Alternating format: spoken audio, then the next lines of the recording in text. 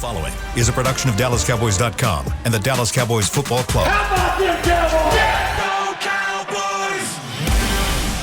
This is Mick Shots, streaming live on DallasCowboys.com and the official Dallas Cowboys app. Now, here are Bill Jones, Everson Walls, and Nicky Spagnola. And here we are. It is a Thursday at high noon at the Star in Frisco, inside the SWBC podcast studio, and outside a football team is on a football field, and the assembled media is headed out to that field to chronicle exactly what is going on right now. But where do we find Mickey Spagnola, Everson? He's right here, right baby. here. Toiling Right away, here. toiling That's right. away. And don't you know he wishes he could be out there on that field? I think they just kicked him off the field. Did they just tell you? I was peeking. Oh, okay. You got a little sneak preview of what the assembled media is now finding out on that practice field? Absolutely. Get your Super Bowl shirt on today. How about that? I see. I wonder if Mike McCarthy noticed it. I don't know. Did he take a good look at you? He didn't say anything. Okay. What Super Bowl shirt is that? I believe that was the one that was here. Okay. Super Bowl 50, what was it? I forgot. What's my number say? What's my number say? XLV. That's all we know. XLV. That's all you got to say. 55? 55, right? Okay. So you wore that specifically for Mike McCarthy today? No, I just wanted something that had something. long sleeves. Okay. All right. I thought there was some meaning behind And it didn't have a Cowboy logo on it. Okay. You know, it's not like he can really see you, Spags, amongst all the other people. Oh, yes, he can. Yeah, you're kind of short. Because we both have to walk off the same direction. Oh, okay. There you All go. right. So what? And he said his jokes didn't go over too well in the press conference. I said, I laughed. Yeah, you think his jokes are better this year? Yes. I think he's telling more jokes. The volume. That's coming from a comfort zone. Yeah. Yeah, he's more comfortable with the audience. That's right. Yeah. That's There's exactly more. right. There's more quantity of them. Mm-hmm. That's right. You not say there's quality there? No, I thought they were pretty slick today, but no one kind of reacted a couple times. That's a tough thing. You've spoken to crowds before. That's why I don't tell jokes. Yeah, that's right. Just stories, not jokes, just stories. If somebody asks me to MC something, I go, hey, now look, I'm not Dale Hansen. I'm not coming with like a pocket Well, here's full the of deal jokes. on that, too. Like if you're speaking to a banquet room full of people, okay, number one, they're all talking to each other. Right, they're so not they're not really listening to you anyway. Right. And then you tell a joke, and there's no reaction whatsoever, and it just your confidence level goes down big time. I don't even try. You just better make sure that money is raised. Because if the money is not raised, if they've raised money and it doesn't go well, they're going to blame the MC. Here's the other part about that is they could be laughing heartily at your joke, but they don't have a microphone. Yeah. And so you can't hear their laughs. You can only hear yourself. What if they're just laughing at him as an individual? That's right. That's a whole different thing. Sometimes you just show up. That's like back when Nolan Ryan was with the Rangers. They would say when they go like on their winter caravan whatever, and they introduce Nolan or say anything about Nolan, the crowd would erupt. And so anytime that you tell a joke that would fall flat, you just say, and ladies and gentlemen, Nolan Ryan. And everyone put the excitement back into the evening. Yeah. So, ladies and gentlemen, Roger Staubach. Who has something in common with Cooper Rush. Winning? Yes. Winning his first three starts. And Jason Garrett. And who's the other person? There's your trivia question. Three starts. Three? For the Cowboys? Mm-hmm. I thought it was just Cooper Rush and those two. Okay, I'm going to have to – I heard a trivia question this morning. Maybe it was incorrect. I haven't checked on it. There's a third person who won his first three starts as a Dallas Cowboy. As a quarterback? As a quarterback. Oh, maybe those were the last two to do it? Was it Eddie? Well, it wasn't Eddie No, LeBaron, right? no. Yeah, they were like. Now I've got to go back and I'm going to go ahead and say the answer. unless you wanted to keep guessing. First three with the Cowboys. Steve Berline. Yeah, there you won go. 4. Yeah, there you go. Actually, won 5. I love some Steve Berline. I love some Steve Berline. That guy was a stud. So there you go. You got 4 now. Cooper Rush joins Roger Staubach, Steve Berline, and Jason Garrett. Yes, because I eliminated it when it got to 2, and they were crediting Kevin Sweeney, and it's like, that's right. Okay, we ain't doing that. That's right. All right, so other than trying to catch the eye of the head coach at his press conference this morning, what did you find out? Well, I found out watching the practice, or actually their warm-up as they were getting ready to practice, that Dalton Schultz was out there with a helmet on. They're not in pads today, so looks like they're just going to not wear pads this week on the short week. How many padded practices do they get a season? Get 13. That's the number that I thought of. But you can't. Why 13? Only one a week, and you can't store them up and save them for the last month.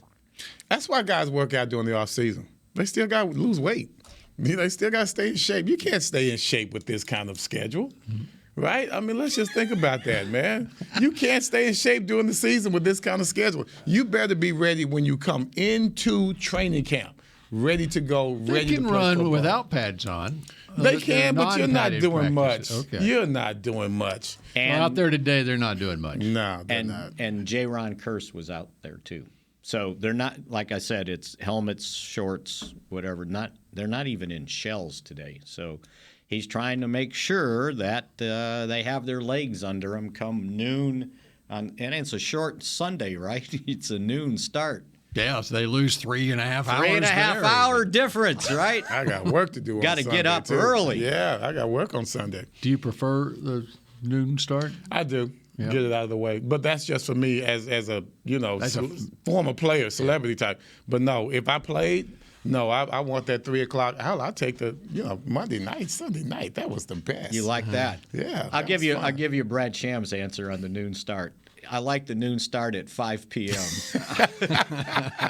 Doesn't like having to get going that early, but you're done and you got a half a day left. Talking tailgates before, so that means the tailgate is breakfast.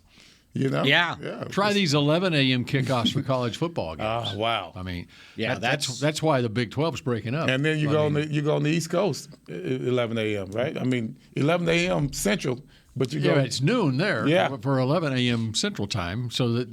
And those people on the West Coast not even up yet. No, we were in California. I think it was a Texas. Oh, I know what it was. It was a Texas-Missouri game. And we're in Berkeley. And we found a place that was going to show games. Well, we took the train to get there, right? And the place wasn't even open. I was going to say it's not even open. No, they were ready to serve breakfast. They were serving breakfast before the games. And they had a whole bunch of games on, right? Nice. And, yeah. Think about it, though. That wouldn't be that bad once you got accustomed to it. No, for a 10 a.m. game. Well, it was 9 if it was 11 here. Well, for an NFL, but I'm saying for an NFL Sunday, it's 10 a.m. No, and you then lose the church crowd.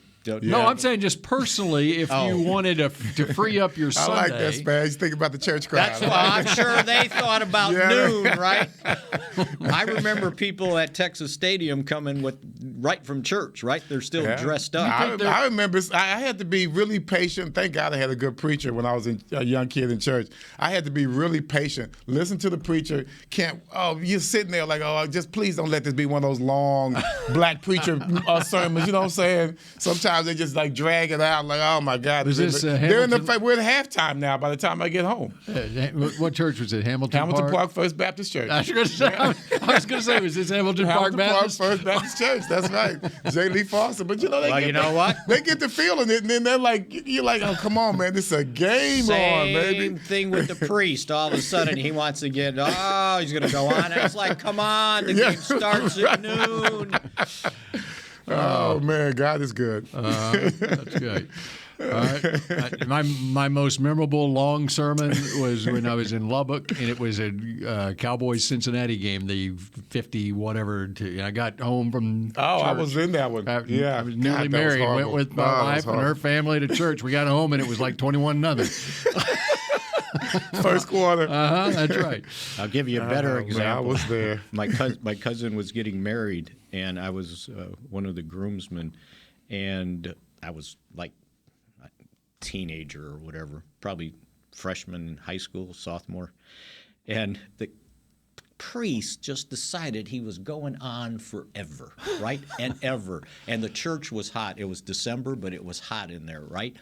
The guy that was next to me, he passes out in my arms. Whoa. Right? I had to catch him. Whoa. Right? And it was he wasn't an adult, but he was in his 20s, right? And we had to bring him outside to kind of revive him.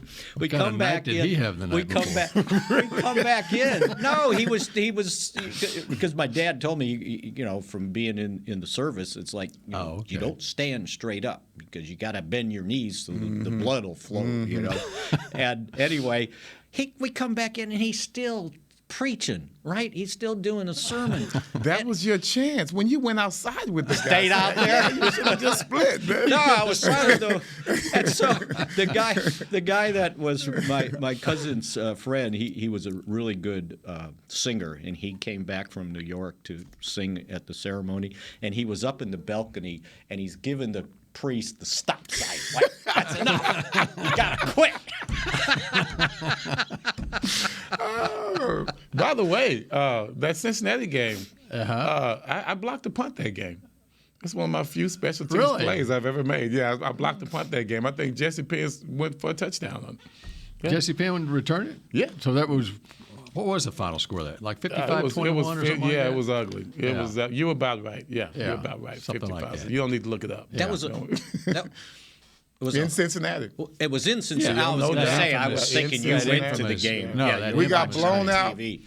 Wait. By the Bears in Cincinnati. That's right. Sure did. I think the Bears was a shutout, like 44-0. Well, I listened. But you won the division title. Yeah, I know. We came out and beat the Giants the next week after getting blown out twice in a row.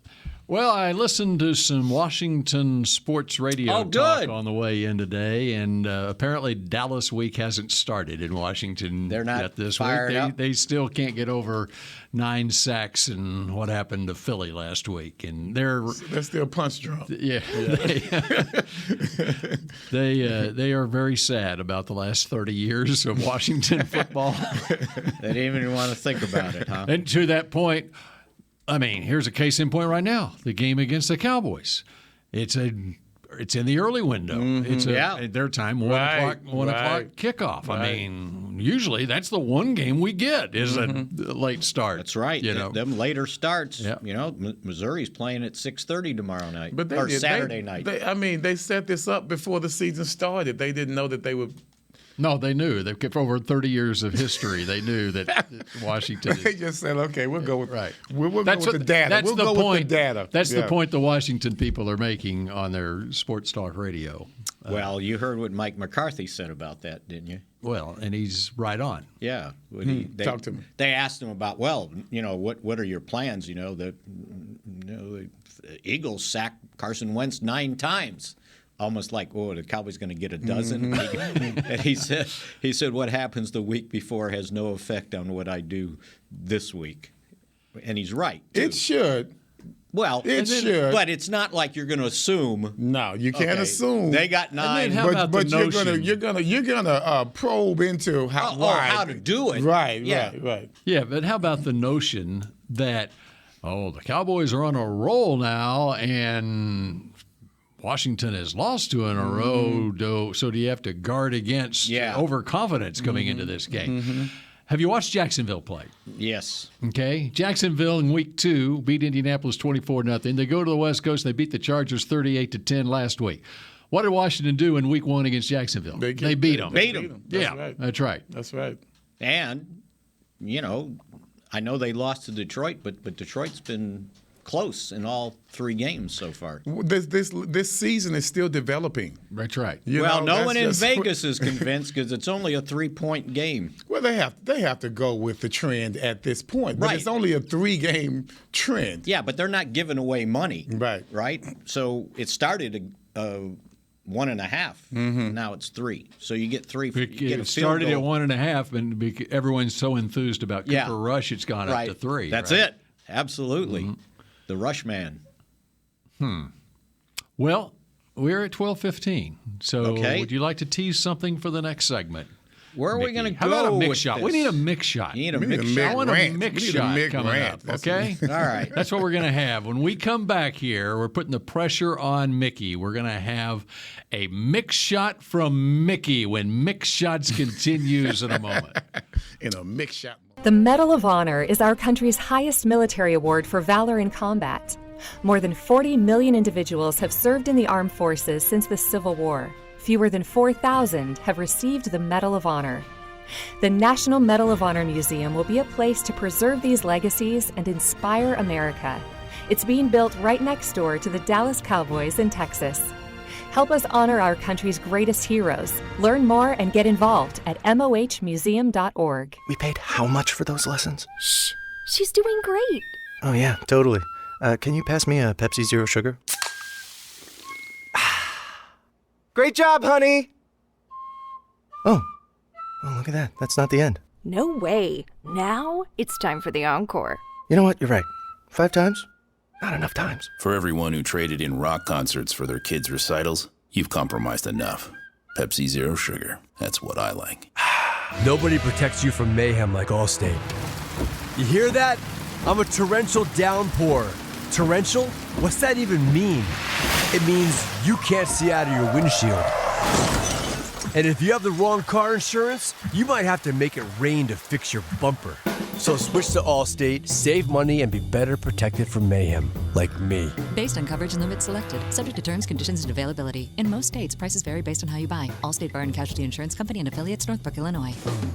What do you call a group of grown men and women with their faces painted silver and blue who get together every week to share a 3-hour-long ritual of jumping, singing, and toasting Miller Lite in 10-gallon hats while yelling, "How about them Cowboys?" You call it Miller Time in Dallas. Here's to the Cowboys. Here's to the original light beer. It's Miller Time. Celebrate responsibly. 2021 Miller Brewing Company, Fort Worth, Texas. Back to Mick Shots. K-Post Roofing and Waterproofing, proud partner of the Dallas Cowboys. From corporate homes to your home. Have your roof checked by choice, not by chance. Call now, 214-225-4860. That's kpostcompany.com. Have you seen the defensive and offensive players of the month? I saw the week. I didn't see the month. NFC Offensive Player of the Month from the Philadelphia Eagles, Jalen Hurts. Not surprised. Okay. The NFC Defensive Player of the Month. Michael Parsons. No. No, you would have known that. I knew that, but I don't remember who it was. You would have found out. There would have been a release. Devin White, Tampa Bay Buccaneers linebacker. Well, he was pretty good against the Cowboys. So you'll go with that. It's okay. Yeah. But you know what? They're doing the same thing we did. You know, we eliminated him from pick to click because it's too obvious. Right. They're just assuming somewhere down the line he's he going will to get it, his. and we don't want to give it to him like 3 times in a year. So who do you think is the AFC Offensive Player of the Month? Tua. Nope. Lamar Jackson. Lamar Jackson. There you go. That's right. I have no idea on defense. Everybody's hurt on defense in the AFC. Yeah. I'm looking it up. And, Mickey, you're preparing your Mick shot. I've got it. You have it already? Oh, my. All right, I'm going to give you. You told me to be ready. I didn't expect you to be ready, though.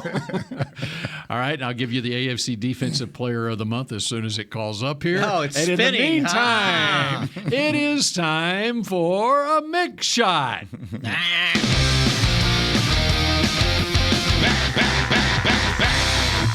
So I believe we talked about yesterday that we needed to do a Bill Parcells medical check on Dak Prescott's injury. If you remember, that Bill walked up behind a player and popped him in the ribs to see if the ribs were good, and he found out that the guy was lying, that they weren't good. Well, who should I bump into in the hallway outside the locker room yesterday but Dak Prescott? And I said, "Can we shake hands?" Mm-hmm. And he held out his right hand. I held out my right hand, and he said, "Gently." So he's not playing this week. That's what told you there. That's it, right there. He wouldn't grip. I'm just so glad you didn't try and shake his hand like a Parcells check. Right. So how hard were you going to grip? Yeah, re-injure this man's thumb just so you could prove a point. No, I had the opportunity, and I wanted to see if he could shake hands. Because if he can't shake hands, he can't hold the football, right? Especially my hand. Mm-hmm. So there you go. That's your Mick shot. Okay, very good. I like that. And because no one else has that, by the way. And we had it first here yesterday. Yes. Because you actually reported that yesterday, that he's not playing. That's right. Despite the fact there were reports coming out of New Jersey on Monday night, because he told Lisa Salters that he is hadn't ruled out next week. But I love it when they all say that we're ahead of schedule. Okay, fine, but that doesn't mean anything. I like it when they toy with the press and they just kind of put words out there just to see how quickly we flip. Yeah. You know. And by the way, the AFC Defensive Player of the Month, Melvin Ingram. I'm looking at this, Bill. What did he do? He recovered a blocked punt in the end zone or a fumble in the end zone. It probably would have been a fumble in the end zone because the blocked punt would not count for his defensive stats. When do you think is the last time the Dolphins had a Player of the Month, Defensive Player of the Month? Nick Buonaconti. It would seem like it's that Zach long Thomas. ago. Zach Thomas. There you go. Zach Thomas probably won one. Jeez, that's a minute. Jason Taylor. Before he got to the Cowboys. True. Jason Taylor, Hall of Famer. Yeah, Jason but he Taylor. hadn't played in a while, right? Well, neither has Zach Thomas. And Nick Buonaconti sure had. No, is it Jason Taylor that has a son playing? A former Dolphin had a son playing. It wouldn't be Jason Taylor. In college. Okay, could be in college. Yeah. I'm not sure. I can't remember where. Anyway, never mind. Okay, I was hoping you guys had heard. All right. So, any other concerns on the practice field or Gallup? It sounds like that this might be the week. Yeah, I think he seemed more. And we talked about it yesterday. He said yesterday that he just didn't feel like his old self, and he wanted to make sure everything was good. So I think he's got a much better chance, this week to be able to go. Jason Peters is good to go. Maybe he gets a few more snaps. I don't think McGovern is ready. It will be interesting to see. I think they had him listed as. And it was an estimation yesterday. I think they had them listed. Yeah, because they just had a walkthrough late afternoon yesterday. Right. So I can't remember if they had them limited or did not. It was actually one of those two. So. All right. So you look at this Washington team, and so what is it that concerns you about the Washington I would Commanders? still say their defense. That front's still pretty good. I know Chase Young has got to miss this game, but those defensive tackles can cause some problems. Allen and Payne, is that right? Alabama guys. Daron Payne and Jonathan Allen. I think those guys I worry about, and they have a measure of speed on offense. McLaurin's always given the Cowboys problems. And so is Antonio Gibson. And they've got a rookie first-round draft pick who had a big game against Jacksonville in the opener, had 2 touchdowns against Jacksonville. Jahan Dotson, who was the 16th pick in the draft out of Penn State. So, and, They use Curtis Samuel a lot in run game as well as passing game. Here's the other thing. It's not easy in the NFL to win 3 straight games. And not easy to win 3 straight games with your backup quarterback. So yeah, those sometimes the percentages catch up with you. I think what concerns me is, we start to look at the one-game trend of Carson Wentz. Yeah. But what we do see, he piles up a lot of yardage. The 2 other games he threw for 300 yards. That's what I'm talking about. So you have to look at what they do well. You don't look at what they don't do well, because you have to be prepared for that. You can't be surprised by their success in certain areas of a game. And when you go in there thinking, oh, the media thinks we're going to win, this is going to be a cakewalk. I truly don't believe that. I think when it comes to rivalries and division games, there is just an added element to it that you have to be aware of. First of all, they know our defense. They played against us before. So they know that they have certain plays that they're going to dial up for us. And you learn from your mistakes. So the fact that they gave up all of these sacks in previous weeks and previous game, it lets you know they're going to try and shore that up.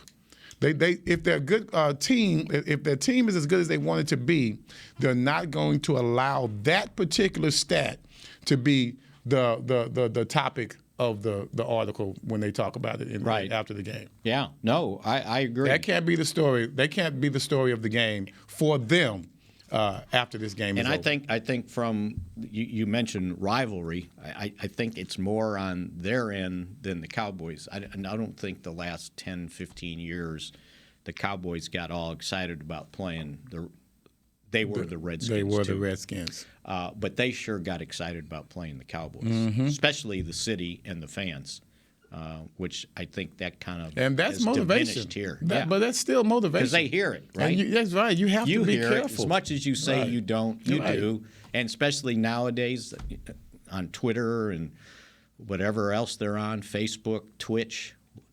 These guys. What the hell is Twitch? It just came to my mind. Just stop. No, don't say anything else. But what you have to be concerned about is these guys are professional ball players. These coaches over there, they got their jobs because they're good at what they do. And you just have to be careful for adjustments that are made. And you think that if I get hit in the head 5 times, man, I'm looking out for number 6, right? You're going to have to hit me somewhere else. So we have to be prepared for whatever adjustments they've made. And it's not like the Cowboys have blown out their opponents in 2 wins either. It's come down to the fourth quarter. Yeah, like every game this year, pretty much. So, yeah, and it's a short week. I keep pointing that out. Is there a carryover at all from last year? You recall last year it was 2 late season meetings, second half of the season meetings. And Cowboys go to Washington and get up 24-0 in the first half. The defense was totally dominant. Washington came back and made it close at the end. It was a 27-20 Dallas win. And then 2 weeks later came here, and what was it, 56-14 Dallas. Yeah. You think they remember that? You think about Washington? That. Yeah. Think about that. Yeah. I mean, these guys have pride, and you just have to be aware of that. We were 1-15. We still won a game, right? Washington. Think about Washington. That's right. We still won a game. So be careful, guys. Just be very careful. It was they win the one game, and it was from a newspaper standpoint, it was a night game. So we're on deadline. It's like, can you just win a noon game, right? All of a sudden, this is a big story, right? And I remember that was my first year to cover. I was in charge of the Cowboys at the Times-Herald, and I was thinking 0-8. I'm going to cover history here. I'm going to get the first 0-16 season you were ever. rooting for He was looking forward to that. Well, after it was 0-8, there was no coming back, right? So you might as well go for the gold. And then they win, and I'm going, well, this will just be a bad season. Well, why does 0-16 and 1-15? To me, it's the same. But it would have been history. No one had ever gone 0-16 before, right? Right. You know, in Miami, what are they talking about right now? Yeah, undefeated. Miami's 3-0. Always. Miami is they 3-0. But now it's their Miami team. Right. It's their Miami team. Will they have a party when they lose like they normally do when somebody's undefeated? Well, their unbeaten season ends tonight. Miami plays at Cincinnati tonight. Can they get there? They're good to get out of Miami? Yes, I believe so. Did you see Tua trying to walk after he got knocked down? Supposedly he's good to go tonight. He had a bad back. Yeah, it looked like That's what they said. Wow. He cleared concussion protocol. He looked like he was drunk. That's what he looked like. Well, he's over it now because apparently he's going to start tonight in Cincinnati. They said there was optimism running rampant through the camp that he will play. Yeah. Oh no, he's going to play. It's a replay of the 2019 college game, right? That's right. 2019 Alabama LSU game. It will not be a replay of that game. I guarantee you it will not be 46-41. Yeah, they did the flashback on that. It was a track meet, that game. No, I look forward to it. I think it's going to be a defensive game. I really do. It's going to be a really good like every other game that's been played this season so far. If anybody can watch it. Oh, Mickey's having problems with No, his I focus got stick. it. You got your app? Oh, Did yeah, you get the I app? got the app. Okay. Oh, yeah. All right. Yeah. I actually prefer this streaming stuff myself. Do you? I can just sit on my iPad. My wife can do whatever she watch whatever she wants to watch, and I can watch on my iPad. Interesting. You know what? I got it's a very personal viewing experience there. I got an answer from a kind of a guy that's in the profession on why the picture looks more vivid on Prime Video than it does on over the air. They're not dealing with providers. They're straight streaming on the fastest Ford 5G whatever, and so it's faster. And it doesn't have the generation loss that goes through with. And See, you like that word I use, the generation loss? I love That's that like an one, engineering word. And he said, no, you're not. It's not it's not your imagination. It will be bit better and more vivid. Okay. So there. We look forward to that tonight. Another Mick shot. There you go, baby. We look forward to more Mick shots in a moment here on Mick Shots. That's good. We paid how much for those lessons? Shh. She's doing great. Oh, yeah, totally. Can you pass me a Pepsi Zero Sugar? Great job, honey! Oh, look at that. That's not the end. No way. Now it's time for the encore. You know what? You're right. 5 times? Not enough times. For everyone who traded in rock concerts for their kids' recitals, you've compromised enough. Pepsi Zero Sugar. That's what I like. Nobody protects you from mayhem like Allstate. You hear that? I'm a torrential downpour. Torrential? What's that even mean? It means you can't see out of your windshield. And if you have the wrong car insurance, you might have to make it rain to fix your bumper. So switch to Allstate, save money, and be better protected from mayhem, like me. Based on coverage and limits selected, subject to terms, conditions, and availability. In most states, prices vary based on how you buy. Allstate Bar and Casualty Insurance Company and affiliates, Northbrook, Illinois. The Medal of Honor is our country's highest military award for valor in combat. More than 40 million individuals have served in the armed forces since the Civil War. Fewer than 4,000 have received the Medal of Honor. The National Medal of Honor Museum will be a place to preserve these legacies and inspire America. It's being built right next door to the Dallas Cowboys in Texas. Help us honor our country's greatest heroes. Learn more and get involved at mohmuseum.org. The season is finally here. For months, we've been gearing up to win. Now it's time for the team that performs on any field, United Ag and Turf. With John Deere zero turns for mowing, compact tractors for loading, mini excavators for digging, Gator utility vehicles for hauling, implements for grading, hay tools for baling. United Ag and Turf, for winning.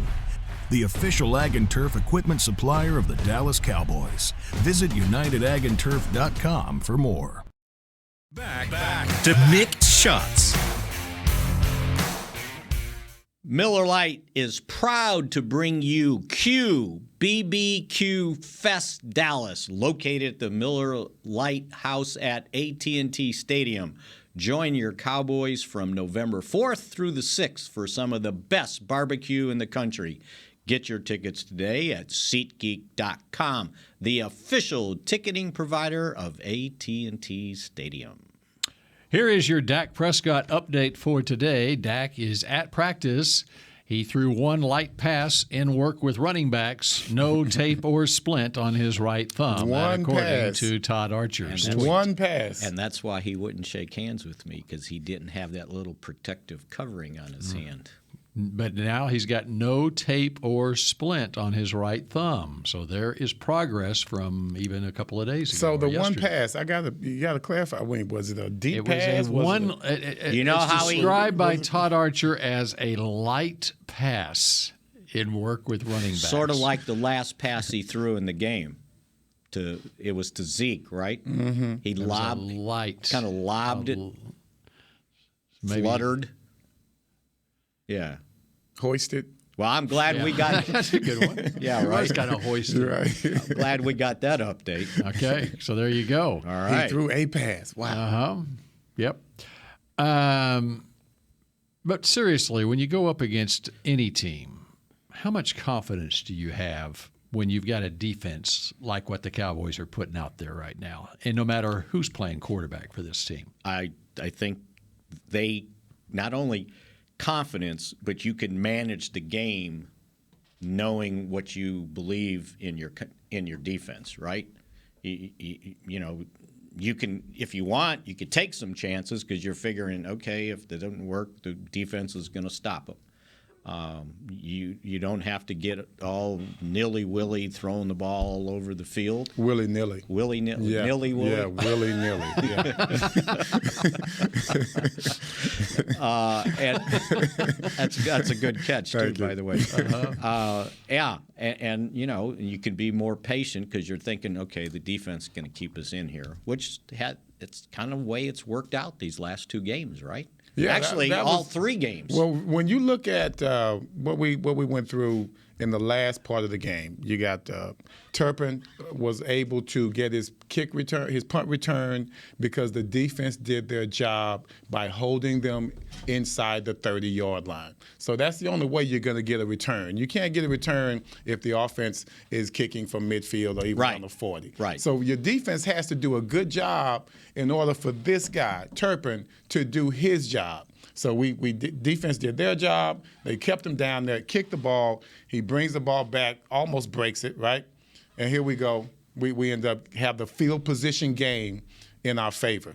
And that's all you want is a field position game in your favor. That's how you play good, solid football, especially with a backup quarterback. And it ended up being a 3-point return because they went 3 and out and kicked a field goal from where he put the ball down. And so that's a worst-case scenario right there. Yeah. You know, and that, you can live with that. So that's what I like about this team. We're playing smart field position football. Now, if you're the Commanders, then they're going to say, we have to keep our offense on the field as much as possible. And so I think they're going to be extremely conservative. I don't think they're going to be trying to throw a lot of passes at all, because they probably think their best chance to beat us is to run against us, not pass against us. Well, and if they were watching last week, if that means anything to them, the passes that caused the Cowboys the most problems were the little screens. The bubble screens and Barkley things like that. to the wide receiver, dump off, get it off quick. We don't want our quarterback sacked 9 times. That's right. You know, That's no more right. The adjustments will be made. 7-step drops. They will be made. And it's not just 9, it's 15. They lead the league in having their quarterback sacked. Let's hope they don't learn their lesson yet. Because it seems like they're Sling it stubborn. around. They seem to be stubborn. Okay, speaking of the defense, who would be your, if you were to award a Cowboys Defensive Player of the Week for the Giants game? Yeah. Who would be your Defensive Player of the Week? A lot of choices, too. That's a good thing. I might go with Donovan Wilson. That's a good one. That is a good one. I was leaning that way. I mean, DeMarcus Lawrence had 3 sacks. Yes, Right. 6 tackles, Yeah. couple for losses, couple quarterback that's like hits. a Michael. That's a Michael Parsons pick. You know, obvious. Yeah. That's what you would call that. But you wanna worry about Parsons? Okay, got some other Put guys. 3 here. guys on Parsons. Well, this guy will get 3 sacks. yeah. Right. I mean, come on. He's all pro. I think people forget that. Dan Quinn mentioned that. He goes, you know, there might be people that are forgotten about DeMarcus Lawrence. He goes, but he's not forgotten in this building, and he's not forgotten in other buildings around the league. Like, they still know the talent. He showed it. And you show it in New York City. You know, I know it's in Jersey, but if you show it on the East Coast, they're going to remember that. I think his status was elevated in that game. No doubt. And in fact, that case in point, sometimes I listen to Sirius NFL radio when I'm driving around. And last night I was listening to the Hall of Famer Bill Polian. And this is one of the great things about the Cowboys playing a Monday night game, where it's the only game going, or a Sunday night game, where everybody is fixated on that one game, and so you aren't distracted with other games. And Polian was just raving about the Dallas defense, and he is also a guy who doesn't have ties to Dallas, whatever, So it is his opinion is not something that is prejudiced at all towards Dallas one way or the other. And he was just obviously with Micah, but he was singing DeMarcus Lawrence's praises up and down. He is not a one-trick pony. He is not a one-trick pony. He will play the run. He can play the run. Player. Yes, thank you. He knows what he's doing. And they don't mind moving him in. If they move him inside, he doesn't mind keeping him there. He's on both sides. Doesn't he come from both sides? Yeah. They move it around and find the soft spot. And Polian, he was reeling off the entire defense. He's very familiar because he studies every team in the league. Yeah. But he's saying they got Parsons, they got Lawrence, they got this Ose Odigizua, Neville Gallimore. All of those guys can rush the passer. And then you got now they've added Anthony Barr, and he's still got juice, and he can, if they decide to use him in that capacity, he can get there too. Leighton Vander Esch is a terrific athletic linebacker, and then goes through the secondary the same way. He came away very impressed with Donovan Wilson. We tried from last year. We really improved as much as we could in every position. Our D-line was always good and getting off on the ball, but we had problems controlling the run. And we still, need to get there a little bit better. But defensively, we've shored up the inside. That B gap, that A gap, that has been shored up. Linebacker-wise, Vander Esch was having some tough times last year. He's coming through this year because he's got more people that are playing well around him. And he's getting more opportunity. No doubt. Remember early, he's sharing with wasted 4 games with Jalen Smith. Right. The Giants signed Jalen Smith last week. We didn't even talk about that. Did it? We talked about the signing, but did he play? Did he play? Yeah. No. He did not play. He was inactive? So wait, that's the second time that a team has signed him that we were about to play. Am I correct? I think it was the Giants last year. What did they sign him to the? They signed him to the practice. Are they getting him for every team? Information? Is they for information? I mean, if they cut him soon, then we'll know that that's the case. But no, we've shored it up, even in our secondary, giving up a lot of big plays last year, pass-wise, still giving up a few. Yeah. But we're more solid. Not as many interceptions, but more of a solid style of defense. So having asked that question, who do you think the 2 guys are leading the team in tackles after 3 games? 2 DBs. Well, Donovan Wilson led him in this last game in tackles, so I'll go with Donovan Wilson. Donovan Wilson leads with 26 official tackles, and second is Leighton Vander Esch with 20. And your point about Leighton Vander Esch, and he said it. I'll never forget this. They were doing their home run derby thing, charity event for Salvation Army, and somebody said something to him about, well, it seemed like, towards the end of the season, you really were into, the playoff game they lost, he had 13 tackles, right? And I went back and looked, and if you count those 13 and what he did in his last 4 or 5 games, he was really productive. And he says, well, that's what you get when I'm on the field more. Wow. How about that? Wow. And now that he's playing, we're seeing it. Okay, so I've been remiss, and I know you guys will know this. Are we starting off in nickel the way we used to last year? I think it's been depending on how the other team comes out. The other but side. I think they have. I would say this. I think we have more of a power, a power roster now defensively. I think we go with more linebackers nowadays than we used to. And when you have that, you don't have to worry about playing linebacker with Jordan Lewis. Jordan's a hell of a player, but, when you're talking about I'm trying to stop the run here with Vander Esch and Jordan Lewis, that's tougher than trying to stop the run with Vander Esch and Barr. Well, they can match up better, especially if they want if the other team's in 2 tight ends. Yes. And then you're not out there, like I used to say, with a little skinny old safety. Right, you know? right, It's right. like, no, give me another linebacker. And with Parsons on the field, with his versatility, it's not, okay, 3 guys standing up behind 4, right? You can put him anywhere you want. You can put him in the slot if you want, and they don't know if he's coming or if he's, going to play the run. I think that just allows Van Der Esch to be a little more aggressive because you have, bigger linebackers in there with him. He's next to Barr. There you go, as opposed to being next to Lewis. It's just a different thing because now there are times when Lewis was in the way because he's getting blocked by somebody. It's hard for a linebacker to make a play when nothing's been cleared out in front of it. Van Der Esch ended up playing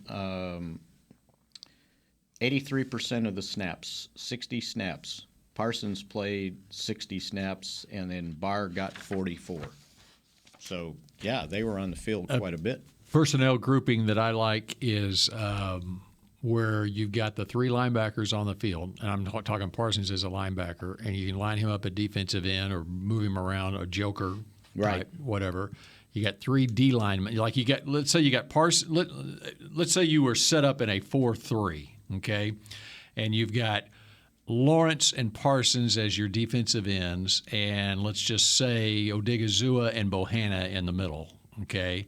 And then you got Van Der Esch and Anthony Barr, and then you bring Donovan Wilson up to play as a pseudo linebacker. Play single safety high. Yeah, and then you've got 4 DBs in addition to Donovan Wilson there. So you got 5 DBs, but Wilson has enough versatility, or you have Curse in that role where they can play up near the line of scrimmage or drift back. I thought Quinn made an interesting comment on Tuesday.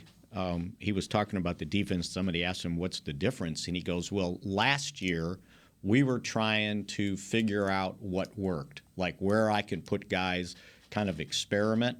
He goes, this year we know what works, and they know what we want from them in those different alignments. And he goes, and I think it's, showing up so far.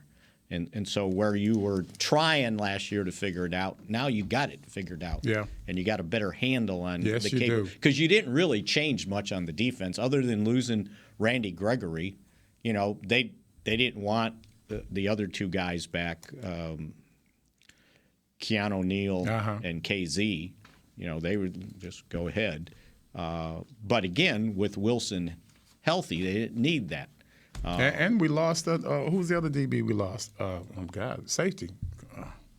I'm sorry. I'm sure you guys. But we lost a good one. A productive. Well, safety. It was KZ started. No, the other one. Who am I forgetting? Come on. Before we leave you, let's go to the big black book here. Go to my big black book, and I've got it listed here. Hold on just a second. All right, guys, lost last year. There's nobody. Gentlemen, welcome to overtime. Guys, they lost. Hooker's still here. No. Keanu Maurice Kennedy started, or he was in 8 games as a corner last year in KZ. But other than that, Darian Thompson? That's it. There you go. That's it. Yeah, and he was kind of a special teams guy. He was a safety. Yeah. You're right. Yeah, he came in and played some. Yeah, Darian Thompson. Yeah. So Everson's always right. But he didn't play that much. Well, do you want me to tell you how much he played before we go? Sure. Okay, he got in 5 games last year. See that? 3 That's tackles. big. That's huge. Right. 3 tackles. That's huge. He was on the practice squad. There's still somebody else missing. Mickey, I'm going to find it out. I'm coming in it's tomorrow like with with your the wife. Yeah, right. You're right. Everson's always right. Right. You understand? Okay, and we will shout out you again tomorrow at high noon on Mick Shots. Go Cowboys. This has been a production of DallasCowboys.com and the Dallas Cowboys Football Club. How about this, Cowboys? Yeah!